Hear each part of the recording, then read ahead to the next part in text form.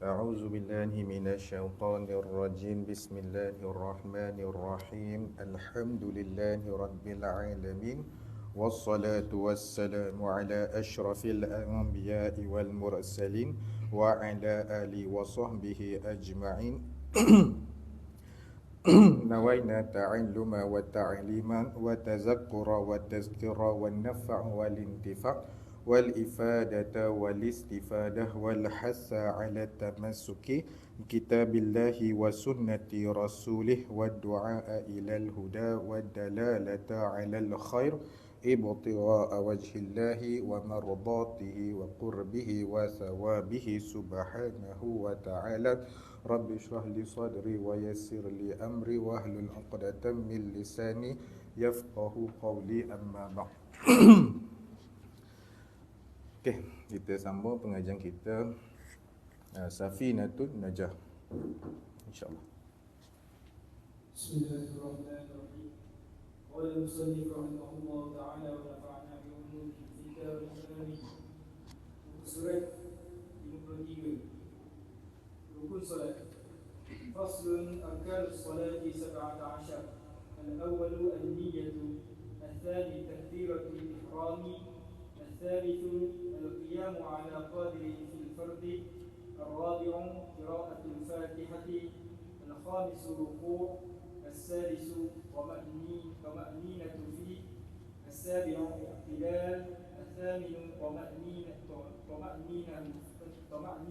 فيه، التاسع السجود مرتين، العاشر طمأنينة فيه، الهادي عشر الجلوس بين السجدتين، الثاني عشر طمأنينة فيه، الثالث عشر التشهد الأخير، الرابع عشر القعود فيه، الخامس عشر الصلاة على النبي صلى الله عليه وآله وسلم فيه، السادس عشر السلام، السابع عشر الترتيب.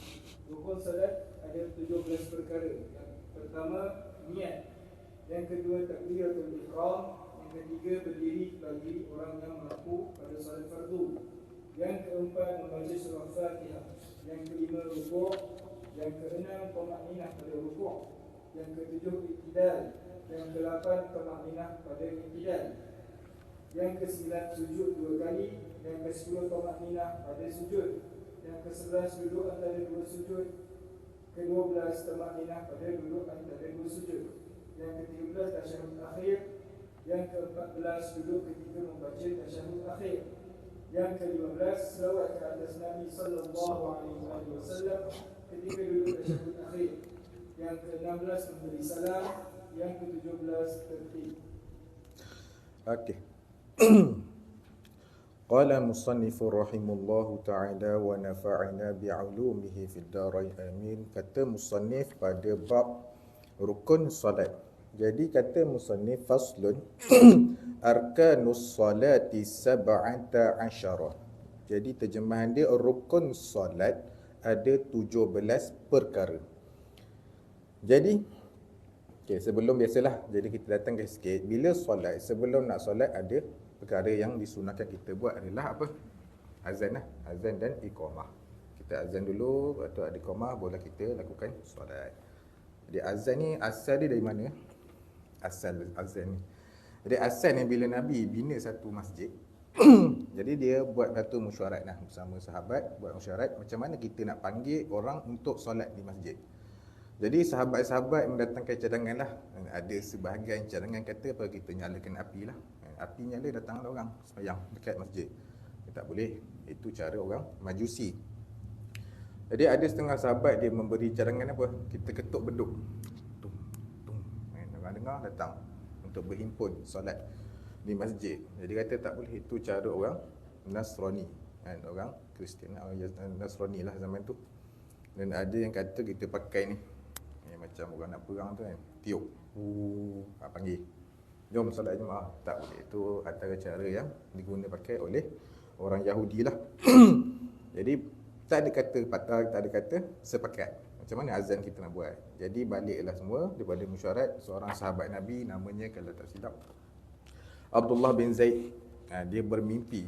Dia bermimpi, dalam mimpi dia ni dia melihat seseorang yang menjual beduk. Macam beduk lah, macam di tempat pukul lah. Jadi dia kata dalam mimpi dia, wahai si fulan, aku nak beli. Untuk buat apa? Untuk panggil orang buat solat berjemaah. Untuk panggil orang berjemaah. Jadi orang yang menjual ni kata apa? Nakkah aku kabarkan satu yang lebih baik daripada ni? Jadi dalam mimpi pun dia ajarlah azan tu, Allahu Akbar, Allahu Akbar, Allahu Akbar, Allahu Akbar, asyhadu an la ilaha illallah, sampailah habis. Bila dah terjaga, besoknya jadi sahabat Abdullah bin Zaid ni dia berjumpa Nabi. Nak menceritakan kisah mimpi dia ni. Jadi dia jumpa Nabi, dia pun kisah, wahai Rasulullah, aku bermimpi sekian-sekian untuk kita panggil orang solat berjemaah. Nabi kata, betul lah macam tu kita pergi jumpa Bilal bin Rabah, ajarkan dia azan ni. Jumpa. Sebab apa? Sebab zaman tu sahabat Nabi Bilal ni antara orang yang mempunyai suara yang nyaring. Sekali dia azan boleh dengar. Dia kata sampai ke langit pun ada. Jadi dia ajarlah Bilal bin Rabah ni untuk azan. Jadi sampailah satu waktu, masuklah waktu. Jadi Bilal ni pun mulalah azan. Azan lah macam mana yang diajar oleh Abdullah bin Zaid tadi. Allahu Akbar, Allahu Akbar, dengar, semua dengar, sahabat. Sayyidina Umar pun dengar. Sayyidina Umar pun siap-siap baju tak pakai, berlari je. Sampai kata Rasulullah, inilah yang aku mimpi sebenarnya. Cuma tak sempat nak beritahu Rasulullah. Abdullah bin Zaid beritahu dulu. Ni yang dia serupa juga. Jadi adalah khilaf riwayat lah. Ada beberapa khilaf cara apa dia punya riwayat tu banyaklah. Cuma ni antara kisah dia daripada Abdullah bin Zaid, mimpi dia. Tu jadi sebelum kita nak lakukan solat, disunahkan kita azan dan iqamah. Jadi dalam ni dia tak adalah bahas sebab ni kita asas. Jadi kita terus masuk kepada rukun solat. Bila kata arkanus solah, arkan ni kata plural bagi ruknun. Kalau ruknun ni kata singular. Singular ni menunjukkan satu. Kalau arkan ni plural menunjukkan rukun banyak. Rukun solat. Solat ni perkara yang dimulai dengan takbiratul ihram dan diakhiri dengan salam. Kebiasaannya itulah yang dimasukkan dengan solat. Jadi solat ni mesti ada rukun. Kalau tak ada rukun tak dipanggil solat. Sebab tu bila mana ada hadis bunyan Islam ala khamsin, dibina Islam itu atas 5 perkara. Syahadah. Yang kedua Nabi sebut apa? Iqamatis solah. Kenapa Nabi tak sebut wassolah? Tapi Nabi sebut iqamah. Dan kalau tak ada rukun, kita buat tidak menepati rukun dan syarat, tak dipanggil iqamah, tak dipanggil mendirikan. Sebagaimana sahabat Nabi di dalam satu masjid, apabila Nabi ada dalam masjid, saya tak ingat nama sahabat tu, mungkin Khalid bin Rafi' kot. Dia datang di solat. Yang lain dah siap di solat. Solat. Lepas dah siap, Nabi panggil. Nabi kata, irji', kembalilah kamu, fa innaka lam tusalli, sesungguhnya engkau belum solat. Nabi kata. Dia pun sahabat pergi solat lagi, semayang dengan tak ada tumaninah laju. Tak ada rukun, tak ada syarat, siap. Kali kedua Nabi kata, kembalilah. Fa innaka lam tusalli, sesungguhnya engkau ni masih belum solat. Nabi kata. Jadi sahabat kali ketiga pun pergi. Semayang lagi, semayang. Yang ketiga pun sama. Nabi kata yang sama. Kembalilah, sesungguhnya engkau belum solat. Jadi sahabat kata, aku dah tak tahu dah ya Rasulullah. Jadi masa itulah datang hadis yang panjang lah. Iza kumta ila solah fakabbara, sekiranya kamu hendak mendirikan solat maka bertakbirlah kamu. Nabi sebutlah satu-satu. Rukuk, sujud, daripada hadis tu. Jadi nak kata apa? Tidak dipanggil mendirikan solat sekiranya solat itu tidak ada rukun, tidak ada solat, tidak ada syarat. Faham Jadi kita kena lakukan solat mengikut rukun dan syarat yang ada, barulah dipanggil mendirikan solat. Sebab tu Nabi tak sebut wassolah, Nabi sebut wa iqamatis solah. Jadi kalau tak ikut rukun, tak ikut syarat, tak dipanggil iqamah. Boleh Jadinya dalam solat ada 4 perkara yang perlu kita tahu. Perkara yang dipanggil hakikat solat dipanggil fardu. Jadi fardu ni nama lain adalah rukun. Yang kedua, perkara yang di luar daripada hakikat solat dipanggil syarat. Syarat ni satu benda yang di luar solat, luar hakikat solat. Sebab tu kita belajar syarat solat apa dia? Ada wudu, tutup aurat, itu syarat sebab dia ada perkara yang di luar. Kalau dalam solat, rukuk, sujud itu nama dia rukun. Okey, lepas tu dalam solat ada sunat. Sunat pula dibagi kepada 2. Ada sunat yang dipanggil sunat ab'ad. Ada sunat yang dipanggil sunat hayat. Sunat ab'ad, sunat yang apabila kita tinggal disunatkan untuk sujud sahwi. Ya, sahwi, sujud sahwi kalau sebab lupa. Yang kedua sunat hayat. Sunat hayat tak ada, kalau kita tinggal pun tak ada masalah. Okey. Jadi rukun yang dicerita oleh yang diberkhabarkan oleh musannif ataupun pengarang kita ni ada 17, kita kata dah. Jadi rukun ni khilaf. Khilaf pun pada lafaz saja. Ada yang kata 13, ada yang kata 17. Maksudnya apa? 17 ni kalau kita asingkan tomak ninah dengan pada rukun yang lain. Kalau kita sekalikan dengan tomak ninah, contoh apa? Rukuk berserta tomak ninah, i'tidal berserta tomak ninah, jadilah dia 13. Dan ada setengah kitab dia kata 17, ada setengah kitab dia kata 13. Jadi beza pada lafaz sahaja. Yang sini dia kata 17 sebab apa? Sebab dia mengasingkan tomak ninah daripada rukun itu sendiri. Okey. Boleh? Jadi kata musannif arkanus solati sab'ata asyara. Jadi rukun-rukun solat itu ada 17 perkara. 17 perkara mengikut kitab ni lah. Iaitu apa? Al-awwalu an-niyyatu. Yang pertama itu niat. Okey, niat. Jadi niat ini maksud dia apa? Sahaja. Menyahaja. Tu qasad hati, menyahaja. Sahaja aku. Tu niat. Sahaja aku. Tu. Jadi perlu apa? Niat ini tempatnya di hati. Okey, jadi kita sebut balik. Okey, rukun dalam solat pecah pula kepada 3. Yang pertama dipanggil rukun qalbi, rukun hati, iaitu niat. Yang kedua dipanggil rukun fa'ili, rukun perbuatan, rukuk, sujud. Lepas tu yang ketiga dipanggil rukun qauli, rukun perkataan.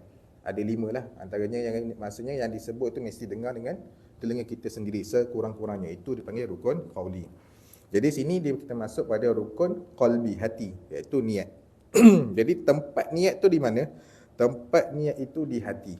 Jadi tidak memadai kalau kita lafazkan niat tanpa kita hadirkan dalam hati. Jadi tidak sah. Tidak sah solat kita sebab apa? Niat itu tidak ada. Boleh? Okey. Jadi untuk tingkatan niat kita cerita sebelum ni, panjanglah lebar, tapi kita akan masuk tajuk dia lah, tingkatan niat belakang sikit. Jadi saya tak nak sentuh sebab kita dah sentuh sebelum ni, nanti akan jumpa balik sebenarnya benda tu.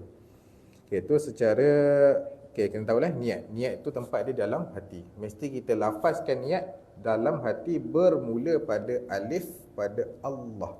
Allah baru kita mulakan niat. Sahaja aku solat. Mesti habiskan niat itu sebelum ra pada akbar. Allahu akbar, mesti dah habis niat dalam hati. Jadi sebab tu ada orang susah. Macam mana nak kita nak niat dalam hati? Allah sahaja aku solat fardu. Okey. Jadi dibenarkan panjang pada Allah sebanyak 7 harakat. Boleh. Allahu akbar. Masa tu masukkanlah niat. Masa tu masukkanlah niat. Boleh. Okey, yang kedua as-sani, yang kedua kata musannif takbiratul ihrami. Yang kedua takbiratul ihram. Itu.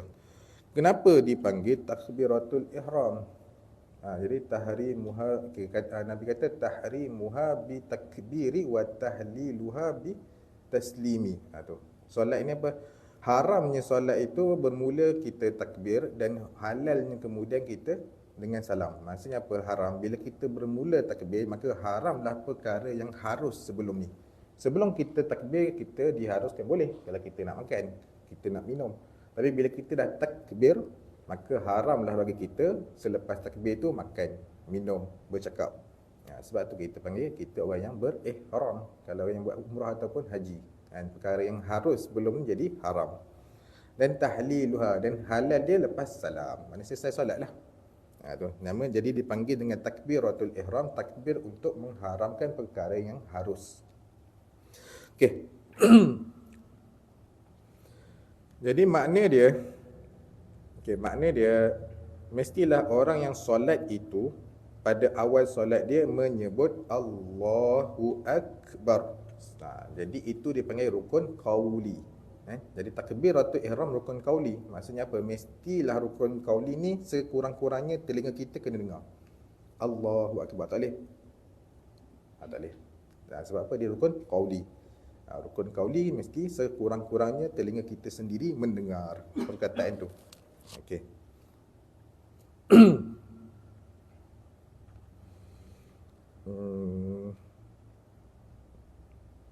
Okay, nanti syarat-syarat takbiratul ihram akan didatangkan tajuk selepas ni lah.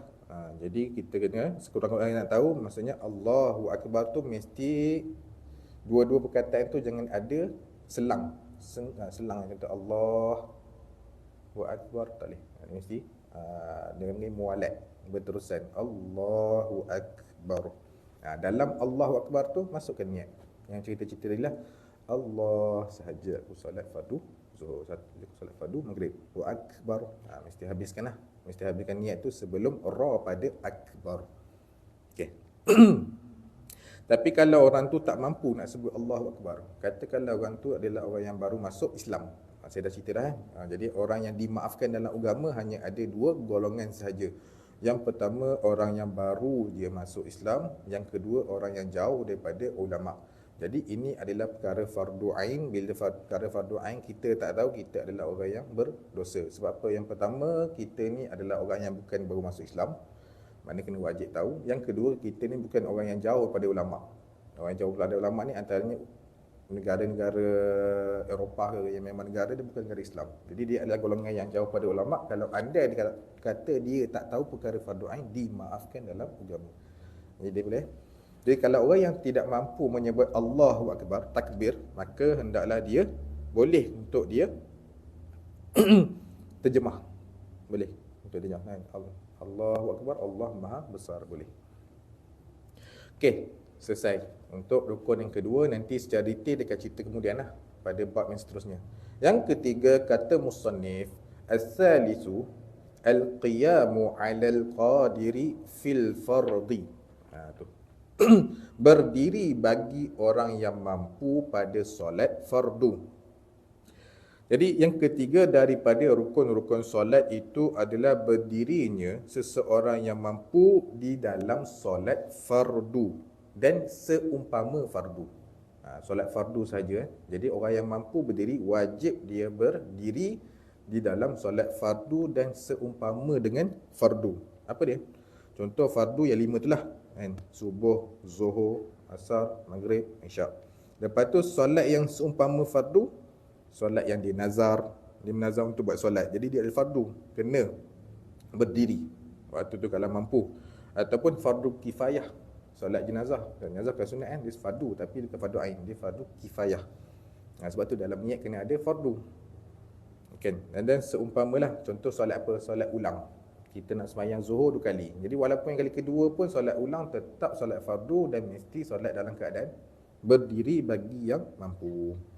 Okey, boleh. Jadi kena berdiri tegak lah kalau mampu. Kalau orang yang tak mampu berdiri nak solat tapi dia boleh berdiri, kena ada orang tolong. Wajib dia minta tolong pada orang. Walaupun orang yang tolong tu minta upah. Syarat dia upah tidak terlalu tinggi lah. Kalau terlalu tinggi, tak apa, dia solat duduk. Sampai tak macam tu lah. Dia tolong angkat saya. Boleh, bayar upah. Lepas ni boleh lah saya buat duit. Jadi macam tu cara dia, boleh kena minta tolong. Siapa yang mampu berdiri. Okey. Jadi secara ringkas, okey. Untuk solat sunat, kita kata dah, solat sunat tak ada masalah. Solat sunat kita nak solat duduk pun tak apa. Nak solat berbaring atas lambung pun tak apa. Cuma Nabi kata apa? Siapa yang solat duduk, maka pahala dia separuh daripada pahala orang yang solat berdiri. Siapa yang solat berbaring di atas lambung dia, maka solat dia adalah, pahala dia adalah separuh daripada orang yang solat duduk. Tapi solat sunat tak ada masalah. Macam guru saya antaranya di Mesir, Syekh Yusri, lepas habis solat fardu, dia tak bangun dah, tu angkat tabir. Solat sunat. Semayang, tak ada masalah. Solat sunat. Jadi hanya solat fardu sahaja yang perlu qiyamu 'alal qadiri fil fardi, yang wajib berdiri di dalam solat. Bagi yang mampulah. Okey. Boleh ya? Seterusnya yang keempat. Kata musannif, ar-rabi'u qira'atul Fatihati. Jadi yang keempat, kata musannif, rukun yang keempat membaca surah Fatihah. Jadi yang keempat daripada rukun-rukun solat adalah membaca surah Fatihah di dalam berdiri ataupun ganti bagi berdiri. Maksudnya apa? Siapa yang solat berdiri sebab dia mampu, maka wajib dibaca Fatihah di dalam berdiri dia. Ataupun gantinya maksudnya kalau dia tu orang yang tak mampu berdiri, orang yang sakit, solat duduk, wajib baca Fatihah dalam duduk dia. Siapa yang solat berbaring, wajib baca Fatihah dalam baring dia. Itu dipanggil ganti bagi berdiri. Bagi setiap rakaat, wajib baca Fatihah bagi setiap rakaat di dalam solat fardu ataupun sunat sekalipun, walaupun solat bersendirian ataupun solat berjemaah. Berjemaah ni sama ada dia imam ataupun dia makmum, wajib baca Fatihah selagi mana makmum, kalau makmum special sikit lah, selagi mana makmum itu tidak masbuk. Kita kata dah, kalau masbuk tak wajib habiskan Fatihah. Ada kala tak payah baca langsung. Contoh kita datang kan, datang kat takbir, lepas tu imam pun rukuk, Allahu Akbar. Jadi kita ni adalah orang yang masbuk, tak perlu baca Fatihah. Kita angkat takbir terus rukuk. Sebab apa? Fatihah kita ditanggung oleh imam. Okay? Jadi kita dah cerita panjang lah bab masbuk muafiq sebelum ni. Jadi masbuk ni adalah orang yang tidak mendapat masa Fatihah yang sederhana panjang, tak terlalu laju, tak terlalu perlahan. Okay, masa Fatihah yang muqtadilah, yang sederhana di antara takbiratul ihram dia dengan rukuk imam. Jadi kalau kita datang-datang, jadi kita kata dah masbuk ni boleh terjadi pada setiap rakaat.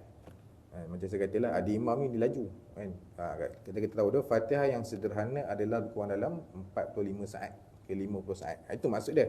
Siapa yang angkat takbir sehingga imam rukuk dapatlah 50 saat. Jadi dia adalah orang yang muafiq. Tapi kalau dia tak dapat masa Fatihah yang sederhana, maka dia adalah masbuk. Bila masbuk apa? Dia tak perlu habiskan Fatihah, baca sekadar yang sempat. Jadi contohlah, dia ni datang solat Zuhur kita tak dengar imam baca kuat atau perlahan, dia perlahan, tak dengar. Jadi imam ni laju 20 saat rukuk, 20 saat rukuk. Jadi kita ni 4 rakaat adalah masbuk. Bila masbuk, kita tak perlu habiskan Fatihah. Kalau kita habiskan Fatihah juga tapi tak sempat yang kita cerita tu, pilihan sama ada kita nak keluar pada imam ataupun kita larang tu, kita boleh jadi batal solat kita. Jadi untuk masbuk mafi ni kita ulang kemudian lah, secara ringkas. Jadi masbuk ni boleh jadi tiap-tiap rakaat. Jadi tiap-tiap rakaat ni imam rukuk kita rukuk, imam rukuk kita rukuk, tak payah habiskan Fatihah. Tu. Okey. Jadi kena ingat jadi Fatihah ni wajib dibaca pada setiap rakaat dan setiap solat, sama ada solat fardu ataupun solat sunat, sama ada solat bersendirian ataupun solat berjemaah. Berjemaah tu sama ada dia tu imam ataupun dia tu makmum, selagi mana bukan masbuk. Jadi kena baca Fatihah. Dan kena baca jugalah dalam berdiri. Maksudnya apa? Solat gerhana. Solat gerhana kita berdiri 2 kali kan? Tahu? Solat gerhana kita rukuk, lepas kita dah berdiri, kita baca Fatihah, lepas tu dah habis baca surah, kita rukuk, lepas tu kita berdiri sekali lagi, baca Fatihah lagi tu dalam berdiri, lepas tu rukuk sekali lagi. Gerhana kan 2 kali semayang. Kalau kita nanti gerhana nanti semayang tu, cuba dia beza sikit, dia 2 kali. Jadi kita kena baca jugalah 2 kali tu Fatihah dalam 2 kali berdiri tu. Okey. Tapi sekiranya seseorang itu tak mampu untuk baca surah Fatihah, kata-katalah orang yang baru masuk Islam, apa yang dia perlu buat? Bacalah 7 ayat daripada Quran untuk ganti Fatihah. Yang lebih kurang dia punya huruf dia lebih kurang sama banyak dengan huruf dalam Fatihah. Jadi kadar huruf dia tu hampirlah lebih kurang sama secara zon. Tahu zon? Zon ni bukan yakin. Dalam apa-apa perbuatan dalam fiqh sebenarnya banyaknya zon, bukannya yakin. Yakin ni dalam ilmu tauhid. Zon ni maksudnya bukan dalam 75% hingga 99% tu dipanggil zon. Zon. Maksud apa? Syarat untuk solat apa? Zon masuknya waktu. Zon. Maksudnya bukan yakin, zon. Saya dah ni dah masuk dah ni. Kena ada sekurang-kurangnya zon. Yakin ni betul-betul yakin. Itu lain. Yakin ni macam ilmu tauhid banyak lagi tu yakin. Yakin Tuhan tu ada. Yakin 100%. Itu yakin. Jadi dalam bab fiqh ni kebanyakannya zon. Zon maksudnya waktu, zon kiblat ke arah sini. Macam tu.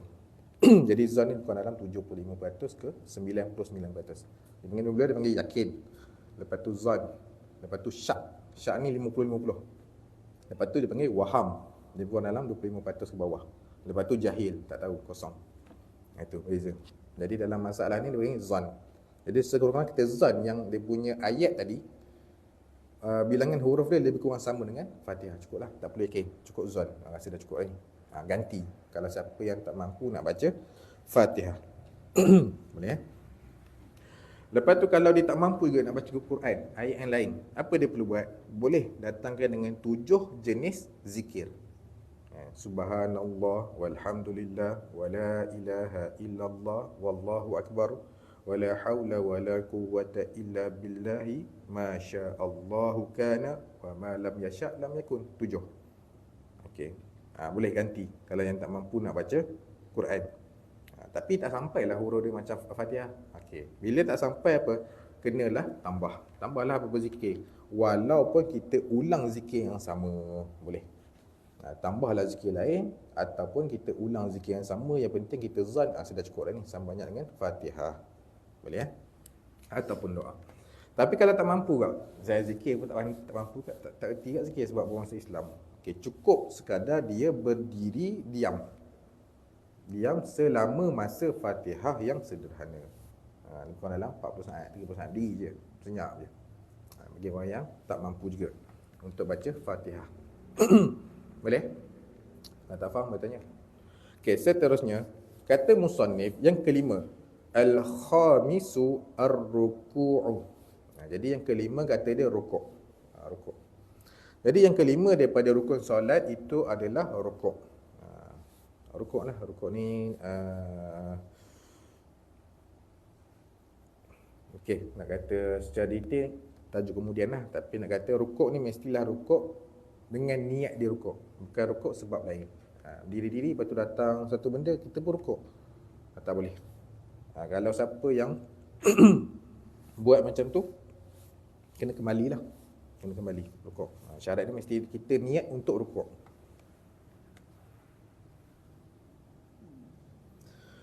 Okey. Jadi syarat-syarat rukuk kemudian lah mereka bahaskan pada tajuk seterusnya. Yang keenam, as-sadisu at-tama'ninatu fihi. Ni saya kata, jadi diasingkan tama'ninah dengan rukuk. Jadilah 17. Jadi yang ketujuh yang keenam tama'ninah pada rukuk. Apa dia tama'ninah? Tama'ninah ni adalah satu benda, satu perbuatan yang kita diam supaya memisahkan di antara dua rukun. Mesti diam sekurang-kurangnya dengan kadar subhanallah. Tu sekurang-kurangnya dengan kadar subhanallah. Diam. Lepas tu barulah kita naik. Supaya nak nampak ada pemisah di antara dua rukun. Itu tama'ninah. Tak adalah macam rukuk bangun. Tu tak adalah tama'ninah. Jadi yang macam tu lah kisah yang terjadi pada yang saya catat tadi. Sama ada saya tengok nama sahabat tu, saya rasa Khalid bin Rafi' rasa, ataupun siapa yang tahu boleh balik check lah kisah dia. Dia tak ada rukun tu. Jadi antara sebab yang menjadikan sujud Nabi kata kembalilah kamu solat. Sesungguhnya engkau belum solat. Okey. As-sabi'u, yang ketujuh, kata musannif al-i'tidalu. Yang keenam yang ketujuh kata musannif adalah i'tidal. I'tidal ni apa? I'tidal ni kembalinya orang yang rukuk kepada keadaan sebelum dia rukuk. Itu secara pengertian yang kita tahu. Jadi i'tidal ni adalah kembali orang yang rukuk kepada keadaan sebelum dia rukuk. Berdirilah. Jadi yang ketujuh daripada rukun-rukun solat, kembalilah orang yang solat tadi selepas rukuk kepada keadaan sebelum dia rukuk. Jadi disyaratkan pada i'tidal ini apa? Mesti ada qasad dah. Qasad untuk di-i'tidal. Sami Allahu liman hamidah. Kena ada qasad. Bukanlah tiba-tiba bangun disebabkan sesuatu yang lain. Tak, mesti ada. Dia mesti niat untuk dia i'tidal. Okey, ada niat untuk dia i'tidal. Lepas tu yang kedua, jangan dia panjangkan dia punya i'tidal. Sebab apa? I'tidal salah satu rukun yang pendek. Kita sebut dah, dia adalah salah satu rukun yang pendek. Panjang dia apa? Zikir tu jangan sampai melebihi kadar surah Fatihah. Jangan panjang sangat. Sebab apa? Dia adalah rukun yang pendek. Jadi ada yang setengah kata, tapi macam mana solat sunat tasbih? Panjang. Jadi solat sunat tasbih itu panjang syarak yang suruh. Syarak yang suruh. Tapi asalnya ada setengah ulama dia berdalilkan itulah. Kalau pendapat siapa kata panjang, bolehlah panjang. Tapi yang muktamad kita pegang adalah rukun yang pendek. Jadi sunat tasbih itu sebab syarak suruh panjang. Sebab kita boleh bertasbih dalam tu. Okey. Ini kisah kan. Pelik tak? Kalau yang tidak, kenapa kita kena sami Allahu liman hamidah? Tapi yang lain semua Allahu akbar, Allahu akbar. Tahu tak? Ini kisah dia sebenarnya asbab daripada Sayyidina Abu Bakar. Dan ada satu kisah bila mana Sayyidina Abu Bakar ni nak pergi berjemaah di masjid dengan Nabi. Sampai satu perjalanan ni jumpa seorang perempuan Yahudi. Perempuan Yahudi orang tua. Sayyidina Abu Bakar ni orang yang kita tahu orang yang beradab. Nak lintas ke kan orang tua. Tak boleh ikut belakang. Tapi solat dah lewat. Ikut. Rupanya perempuan Yahudi. Dia pergi jalan lain sampai dalam masjid. Kisah dia asbab yang dia sebab. Masuk tengok Nabi pun rukuk. Nabi rukuk. Apa kata Sayyidina Abu Bakar? Sebabnya kan kita kata siapa yang dapat rukuk berserta dengan imam maka dapatlah rakaat. Betul? Jadi bila dia tengok Nabi rukuk, dia boleh dapat rakaat ni. Dia pun sebut Alhamdulillah. Maksudnya segala puji bagi Allah. Lepas tu, jadi sami Allahu liman hamidah. Allah telah mendengar siapa yang memujinya. Jadi asal kepada Sayyidina Abu Bakar. Jadi Rabbana lakal hamd. Kepada Tuhan kami lah segala puji. Jadi boleh ada dua riwayat lah, Rabbana walakal hamd ataupun Rabbana lakal hamd. Lepas tu adalah lagi boleh tambah Rabbana walakal hamd. Lepas tu hamdan katsiran tayyiban mubarakan fih. Ini salah satu sahabat yang buat lah. Ini antara bid'ah lah. Tapi bid'ah yang baik, yang Nabi terima. Bila Nabi pandang, siapa yang baca dah hamdan katsiran tayyiban mubarakan? Saya Rasulullah, takutlah. Aku melihat terlalu banyak malaikat yang berebut-rebut nak catat amalan. Jadi itu pun dalil mengatakan Nabi tak buat, boleh buat. Lepas tu, jadi bila jadi macam tu, teruslah syariat pun berterusan. Sami Allahu liman hamidah. Dan dikatakan itulah rukuk Nabi yang paling lama. Sebab apa? Sebab katanya malaikat tahan supaya sampai Sayyidina Abu Bakar ni sampai. Mulialah Sayyidina Abu Bakar sampai tahap tu. Dikatakan itulah waktu paling lama Nabi rukuk. Jadi asbab, kita panggil sebab kenapa dibaca sami Allahu liman hamidah. Tapi pada rukun lain kita sebut Allahu akbar. Itu jadi sebab lah. Sebab ni banyaklah. Antaranya saya pernah cerita, siapa yang tahu. Antara kenapa waktu puasa kan. Puasa awal-awal puasa ni adalah lagi perik lah. Hanya waktu maghrib sahaja berbuka. Jadi start puasa masa mula-mula tu adalah bermula isyak sampai maghrib. Bermula isyak, lepas tu jadilah asbab Sayyidina Umar macam mana, saya kisah dia panjang lah. Jadi boleh kita mula puasa daripada subuh sampai maghrib. Kalau tidak, tak ada sebab tu, kita akan puasa isyak dah mula puasa lah sampailah maghrib esok. Waktu maghrib tu je berbuka. Itu kisah tu kalau kita sampai masuk bab puasa, kita bawa lah kisah tu. Okey, boleh. Tu untuk masalah yang ke apa? Sabi'u al-i'tidal. Jadi itulah i'tidal, rukun yang ke-7. Yang ke-8, kata musannif, as-saminu at-tuma'ninatu fihi. Yang ke-8, tuma'ninah pada i'tidal. Jadi senanglah kita katalah tuma'ninah adalah satu perbuatan untuk kita pisahkan di antara dua rukun.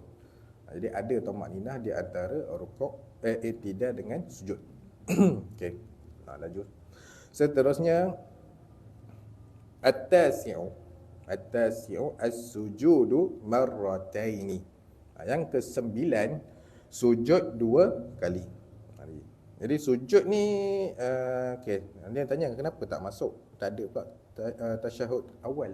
Tasyahud awal bukan rukun kita tahu. Tasyahud awal adalah sunat ba'd. Kalau kita tinggal tasyahud awal, disunatkan sujud sahwi. Disunatkan. Jadi kalau tak sujud, disunatkan. Masa kalau tak sujud tak ada masalah. Disunatkan. Jadi tak masuk rukun. Jadi sujud 2 kali itu adalah rukun. Jadi yang ke-9 itu rukun sujud 2 kali pada setiap rakaat. Okey, sujud 2 kali. Yang ke-10, al-ashiru at-tama'ninatu fihi. Jadi yang ke-10 adalah tama'ninah pada sujud.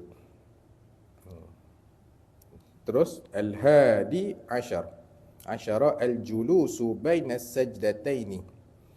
Yang ke-11, duduk antara dua sujud. Duduk antara dua sujud. Jadi samalah, jangan kita panjangkan zikir di dalam duduk antara dua sujud. Sebab ada dua rukun pendek adalah apa? Iktidal dengan duduk antara dua sujud. Dan dia punya zikir tu jangan melebihi bacaan tasyahud. Sebab dia adalah rukun pendek. Samalah dalil kalau kata, tu sujud solat tu nak tasbih panjang. Okay, tu syarak suruh. Itu syarak suruh panjang, tak apalah. Okay. Seterusnya as-sani asyara at-tama'ninatu fihi. Jadi yang ke-12 tama'ninah pada duduk antara dua sujud. Tu. Jadi kita dah tahulah. Jadi tama'ninah ni mesti apa-apa tama'ninah sekadar sekurang-kurangnya berhenti dengan kadar subhanallah. As-salisa asyara at-tasyahhudul akhir. Jadi tasyahud akhir barulah rukun. Tasyahud akhir barulah rukun. Atau at-tahiyyatul mubarakatus salawat. Itu barulah rukun. Jadi yang ke-13 kata musannif tasyahud akhir. Jadi tasyahud ni asal dia adalah nama bagi dua kalimah syahadah. Itulah namanya tasyahud. Jadi dah kita dah tahulah. Jadi maksudnya yang ke-13 daripada rukun-rukun solat itu adalah tasyahud yang kita datangkan dalam tahiyat akhir. Jadi disyaratkan tasyahud akhir ni mesti dalam bahasa Arab. Kalau tak mampu, boleh kita terjemah. Kita kata dah, selagi mana dalam solat itu bukan ayat Quran, boleh terjemah. Takbir, boleh terjemah. Tapi kalau ayat Quran tak boleh. Syarat dia apa? Dah ganti dengan zikir ataupun diam dengan kadar masa dia. Tapi kalau bukan tu, kita boleh terjemah. Contoh takbir Allahu Akbar ayat Quran. Boleh tak? Allah Maha Besar. Okay. Seterusnya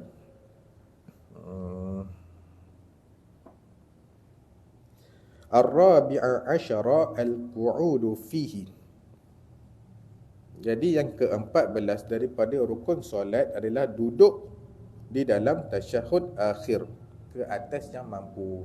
Jadinya tasyahud akhir ni mesti dibaca dalam keadaan duduk. Duduk macam mana? Duduklah macam mana rasa penting duduk. Cuma sunnah hanya ikutlah yang Nabi buat. Tawaruk ataupun duduk ayat bahasa Arab. Duduk ayat akhir. Tak ingat dah.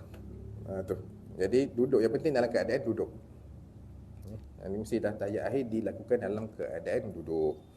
Seterusnya al-khamisa asyara as-salatu 'alan nabiyyi sallallahu alaihi wasallam fihi. Jadi yang ke-15 selawat ke atas Nabi sallallahu alaihi wasallam ketika duduk tasyahud akhir. Okey. Jadi kena bacalah selawat. Bila kata selawat apa-apalah. Cuma ni yang biasa kita baca selawat Ibrahimiyah. Jadi selawat. Dia tanya apa? Kalau ikut pada riwayat tidak ada. Sayyidina tak ada. Dia bila datangnya satu ayat Quran, Allah datangkan ya ayyuhallazina amanu sallu alaihi wasallimu taslima kan. Berselawatlah kamu ke atas Nabi. Ini perintah. Bila kata perintah, sahabat pun jumpa Nabi. Masa tu tak ada selawat dalam tahiyat, tak ada. Jadi sahabat tanya, ya Rasulullah ni dah kena selawat, macam mana nak selawat? Segan. Jadi datang Nabi pun bawa lah satu macam mana yang ada riwayat hadis. Okey. Sebab apa Nabi tak beri Sayyidina? Sebab dia satu pangkat. Macam contoh kita kata Sayyidina ni ibarat macam kalau orang ni ada satu pangkat YB. Yang kita kata nama apa? Dia orang yang rendah diri. Takkan dia sebut nama saya yang berhormat. Tu macam tu. Jadi Nabi pun tak sebut. Sebab tu dalam riwayat ada tak ada. Kebanyakan tak ada Sayyidina. Jadi ulama kata boleh letak untuk tanda ta'addub. Beradab dengan Nabi boleh letak Sayyidina Muhammad. Tu. Boleh jadi biasanya kita baca selawat Ibrahimiyah lah. Dia macam biasalah. Gambar sallallahu ta'ala Ibrahim. Wa barik ala Muhammad wa ala ali Muhammad ataupun wa ala ali Sayyidina Muhammad. Boleh tambah. Tak ada masalah. Ada setengah kata bid'ah. Tak. Bid'ah jadilah dengan bid'ah dia. Lepas tu as-sadisa asyara yang terakhir yang terakhir. As-sadisa asyara yang ke-16. Yang ke-16 as-salamu. Jadi yang ke-16 rukun solat adalah memberi salam. Tu kita katalah wa tahliluha as-salam. Wa tahliluha. Okay, jadi kita nak halalkan solat tu pula dengan salam. Jadi sekurang-kurangnya salam itu Assalamualaikum. Yang paling sempurna Assalamualaikum warahmatullah. Jadi syarat-syarat dia akan datang kemudian. Dia akan cerita kemudian lah. Itu kita bagi satu hari nanti ya. Tak ada hari ni. Okey, as-sabi'a asyara at-tartibu. Jadi rukun solat seterusnya yang terakhir kita tahu adalah tertib. Tertib ni adalah susunan. Setiap perbuatan tu mesti ada susunan dia ikut. Mestilah rukuk dulu baru sujud. Itu dipanggil tertib. Tertib. Jadi macam mana ulama mendatangkan dalil mengatakan ada tertib. Okey, mazhab Syafi'i ni dia special sikit. Niat pun sama. Kalau kita belajar bab wuduk macam kan. Bab wuduk, kalau bab wuduk, rukun wuduk 6 mazhab Syafi'i. Tapi kalau Hanafi 4 je. Apa yang dalam Quran lah. Basuh muka, basuh tangan, sapu kepala dengan basuh kaki. Dan tak ada tertib. Mana boleh lah nak basuh kaki dulu, basuh muka dulu, tak ada masalah. Tapi mazhab Syafi'i kena ada niat dan juga ada tertib. Jadi tertib ni kaedah dia umum. Kaedah dia umum sebenarnya. Kaedah dia umum. Tapi sebab dia khusus. Bila sahabat tanya pada Nabi, kami ni sebenarnya nak pada peristiwa umrah haji lah. Kami sebenarnya nak sa'i ni ke mana dulu? Nak sa'i Safa dulu ke Marwah dulu? Sahabat tanya. Jadi Nabi kata apa? Ibda'u bima bada Allahu bih. Jadi kamu mulakanlah dengan apa yang Allah mulakan dalam Quran. Jadi dalam Quran Allah mulakan apa? Safa kan? Safa wal Marwah kan? Jadi bila Allah mulakan Safa, jadi kau sa'i mula pada Safa ke Marwah. Jadi kaedah ni pun mazhab Syafi'i boleh pakai pada mana-mana. Termasuklah wuduk. Jadi Allah mulakan dalam Quran wuduk adalah basuh muka, basuh tangan. Jadi boleh jadi ada ke tertib. Itu kaedah tertib yang terakhir. Boleh? Jadi selesailah kita satu tajuk bab rukun solat. Jadi saya sedikit kita panggil tambahan ataupun faedah yang kita boleh ambil. Siapa tahu siapa yang mula-mula melakukan solat 5 waktu. Kalau bagi hadiah tak boleh. Jadi solat ni special lah. Jadi dihimpun ke kelima-lima solat ni kepada Nabi kita Muhammad sallallahu alaihi wasallam. Tak pernah sebelum ni yang ada Nabi buat 5 waktu, dapat 5 waktu. Jadi contoh apa? Solat subuh, siapa mula-mula buat? Siapa yang mula-mula buat? Adam. Adam tu nama sendiri. Ya tu, Nabi Adam. Orang pertama melakukan solat subuh. Lepas tu Zuhur. Zuhur Nabi Daud alaihi salam. Asar Nabi Sulaiman alaihi salam. Maghrib yang mula-mula buat adalah Nabi Yaqub alaihi salam. Lepas tu Isyak adalah solat siapa buat? Nabi Yunus alaihi salam. Orang pertama yang buat solat Isyak. Itu kita ambil fawaid lah, faedah boleh ambil. Lepas tu solat pertama yang Nabi buat Maghrib ke Zuhur? Solat yang pertama yang Nabi buat lepas Isra Mi'raj. Subuh, ya salah. Jadi solat pertama yang Nabi buat adalah solat Zuhur. Lepas Nabi turun tu Nabi tak buat terus subuh. Sebab apa? Nabi tak tahu kaifiat. Jadi mula Zuhur, datang Sayyidina Jibril ajar Nabi di pintu Kaabah. Permulaan adalah solat Zuhur. Itu adalah petanda bahawa agama Islam akan zahir daripada agama lain, atau petanda Zuhur. Kenapa dimulakan dengan Zuhur. Dan Malaikat Jibril ajar selama 2 hari solat.